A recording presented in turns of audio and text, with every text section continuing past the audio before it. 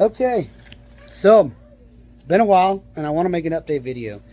I'm going to talk about everything that I have done on my Ranger and what the plan is. So let's start from here at the beginning. Hold on, sorry. I'm using my phone, so I normally use a GoPro. Give me a chance. Okay, here is the Ranger. As you see, the hood is up top and there is nothing in here. Took the engine and the trans out. Obviously the drive shaft. There's a few other things I've taken out. The one thing that's kind of bothers me a little bit is I won't have AC. Maybe I can do something aftermarket eventually. I don't know. But anyways, let's talk about it. Okay, so here you can see the brake lines. I had all new brake lines ran. Went to all discs all the way around. I'll show you that here in a second. There is the proportioning valve you see back there. That cylinder in there, that is a line lock. So, because eventually the plan was to put a V8 in here. We'll talk about that too. Right now, I still have a few things to do to get ready for the V8, but you can see the black beams down here. That's the Dream beams. They dropped the truck 3 inches. Let's see if we can get in here. Can't really see him because the radius arm is in the way. You see it going out there. But anyways, I took the radius arms off. I put new shocks all the way around too. Radius arms off. I put new bushings. The wheels, obviously, which you guys have seen in another video. There is, in order to run these wheels, I had to run a thin spacer. I actually need longer studs. I got a bigger rotor up front, so the stock rotor's a 10. There's nothing aftermarket for the stock setup at all. So here, this rotor is a 12-inch rotor. It comes off of the Sport Track Ford Explorer. I think that was the Ford Explorer Sport Track. This is a 12-inch rotor. The stock one was a 10. And then you have to have an adapter that pushes the caliper out. That way, obviously, you can clear this. So I had to have somebody make that for me.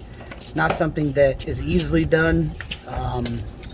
If you can fabricate, you could probably do it yourself. I kept the stock springs, just repainted them, coated them. But yeah, anyways, so I changed out the headlights for one-piece headlights. Let's move around over here. I believe this was next. So that's a 9-inch wide wheel in the front, 10-inch wide wheel in the rear. I went with the typical Mustang wheel staggered setup, which is a 255, 45, 18. And then I believe this is 275, 40, 18 in the rear. We're going to make our way down the truck. So here I ran with, it's kind of hard to see with the sun on the screen. These are the Mustang seats. I don't remember what Mustang they're out of, but they were a great snag. I think I got them for like 100 or 150 bucks. It was a pretty good deal.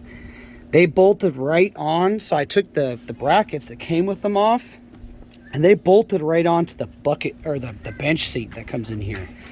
Obviously, this side of the bench seat held that centerpiece as well, which there's no brackets in the middle, so it leaves it nice and open. The steering wheel. This steering wheel is not a Momo steering wheel. It's just a center cap that I have from a real cheap wheel I had. This wheel did not come with the center cap, so I used the one off the other one. This wheel I got off of, I think it was American Muscle. This hub, we found out from a buddy of mine, we found out that this hub fits a 99 to 04 Mustang, and the shaft is the same on this truck, which is a 95, as the 99 to 04 shafts in the Mustang. So I was able to get that put on there. I kept the clock spring piece back here, but the clock spring does not work at all with any of this. This I bought from, this little setup I bought from Motion Raceworks. That would be the line lock.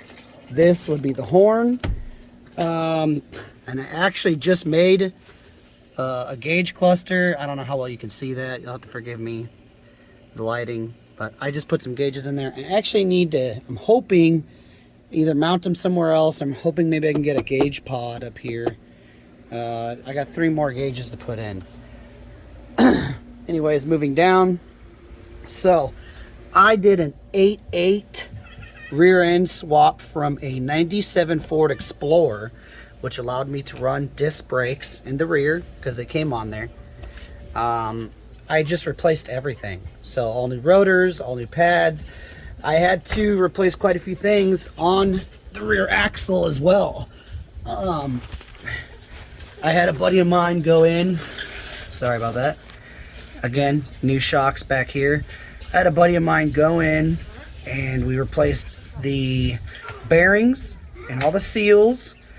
And we had to get new backing plates on this. As you can see, I even had to cut the backing plates a little bit to make this fit through here because I could get the springs off, or the leaf springs. But got new backing plates, which none of this stuff was cheap. The backing plates were actually pretty expensive. But I tried hooking up the e-brake system and it doesn't work at all. I'm going to have new e-brake lines ran and then have them come up in the center of the truck. As you can see, this thing is bare. I took out the fuel tank as well. We're going to run a fuel cell in the back of the bed. But yeah, so there's quite a bit of work to do. If you run, like if you do what I did here, I believe it's 2 left-hand these spring mounts are here. Like you need 2 left-hand ones, and then you don't need to weld anything for the shocks. Like this will, if you bolt them in, 2 left-hand mount spring mounts, you can just bolt them in and you don't have to weld it, so you can do the axle swap. It fits in pretty well, but if you see here, you see right at the tip of my finger here, we had to correct the pinion angle. The pinion angle was really bad, and we had to correct that. I can't remember how many degrees it was. I want to say, I thought it was maybe, no, honestly I can't remember. I'm not even going to say because I don't remember, but had to correct that in order for it to, you know, run right. Now, if I probably could take them out when I run a one-piece drive shaft. When I put the new engine and trans in, we're going to run a one-piece drive shaft, and I think that it would probably be okay like that. It would probably be fine, but sorry about that. It's a mess right now. I got a roll-up tonneau cover. That's pretty nice on here. I got a bunch of parts in the garage. I'm not going to show everything just because I'd have to dig it all out, but I need to take the bumper and the grill off to get the engine in. But I'm doing an LS swap. This is a 5.3.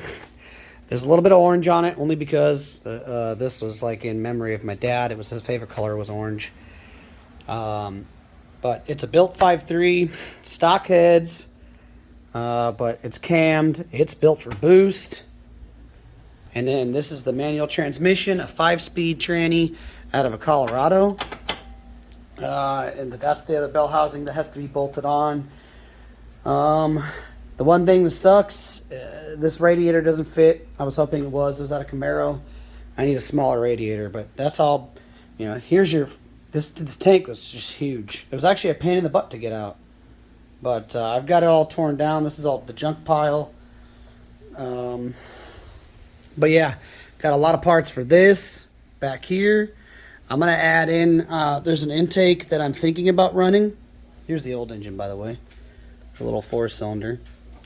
But I'll put a picture in, like maybe right around here. That shows the intake that I'm thinking about running. These will not be here because the turbo headers come forward. I have not been able to find. I don't have this in, so I haven't been able to try it. But there is somebody out there with a Ranger that did an LS swap that actually brought the exhaust down. The frame is too narrow, from what I understand, to be able to do that. So I went with turbo headers. We're gonna build the exhaust off the front and then loop it down below. But so these will actually have to be below on the frame, and then the wires will have to come up to them. I was hoping to incorporate, you know, this little X pipe. We'll see. I don't know if I'll be able to do it, but yeah. So right now she is decommissioned. As I work on it, this is actually too big to be able to fit the engine and the exhaust. From what I understand is you have to cut out the cold side. I may just remove this whole thing to begin with, but we'll see what happens. I got to figure all that out because I know there's just not enough space for everything. I would like to have the blower motor be able to work, but we'll see. I'm hoping also that the power steering, I can line that up with a power steering pump from like a GM one. Again, that's something that we'll have to wait and see what happens. But yeah, anyways guys, I believe that's everything as of right now that I can think of. I just wanted to give an update on everything I've done, literally everything that I can think of anyways, and what's to come with this truck. But yeah, anyways, thanks for watching. Please like and subscribe, and I'm working on it slowly but surely. But have a good day guys. Adios.